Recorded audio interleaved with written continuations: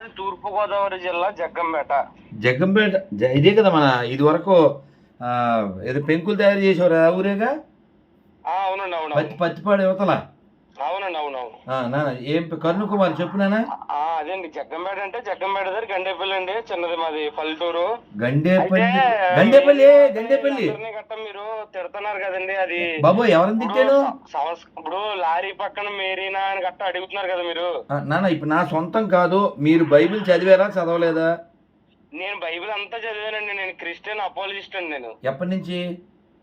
నేను ఎప్పటి నుంచి అండి, దాదాపు ఒక 10 సంవత్సరాల నుంచి అండి. మీరు బాప్టిజం తీసుకున్నారా?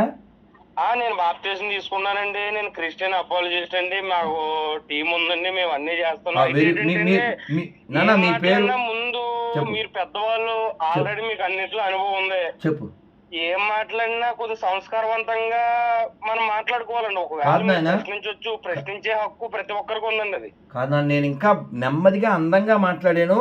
మీకు నేను బైబిల్ మీరు చదివాను అంటున్నారు. మీ దృష్టిలో బైబిల్ పరిశుద్ధ గ్రంథమా కాదా? మా దృష్టిలో ఏంటండి, ఎవరి దృష్టిలో ఉన్న బైబిల్ పరిశుద్ధ గ్రంథం అండి. ఇప్పుడు ఉన్నటువంటి దేవుడు పరిశుద్ధుడు అండి. బైబిల్ ఉన్నటువంటి దేవుడు పరిశుద్ధుడు అండి. మీ నాన్నగారు మనుషుల చరిత్ర రాసాడు. మనుషులు ఎలాగ దరిద్రంగా జీవించారా, ఆ కాలంలో మనుషులు మీరు ఎలా దరిద్రంగా జీవించొద్దురా అని దేవుడు వారిని గుణపాఠాలుగా ఈనాడు ఉన్న తరాలుగా పాఠాలుగా రాశాడండి. సరే, నీ మాటలు అయిపోయింది, నేను మాట్లాడినా? మాట్లాడండి సార్.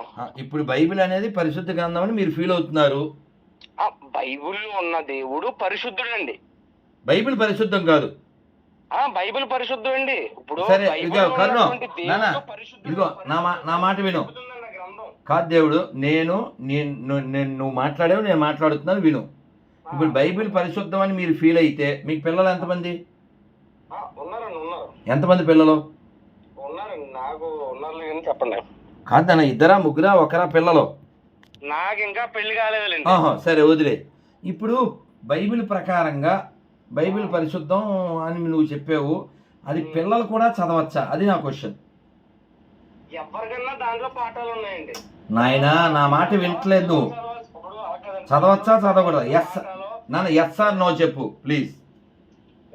ఒక్క మాటలో చెప్పు. కాదు కాదు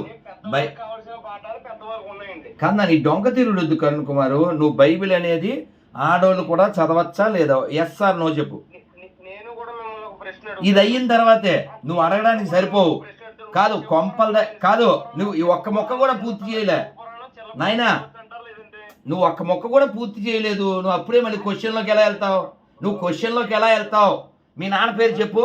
మీ నాన్న పేరు చెప్పు. మీ నాన్న పేరు చెప్పలేవు. ఎందుకో తెలుసా? నువ్వు కూడా మాకే పుట్టావు కాబట్టి. మాకు పుట్టి మాకు చెప్పడం ఏంట్రా బోకడాగాళ్ళు.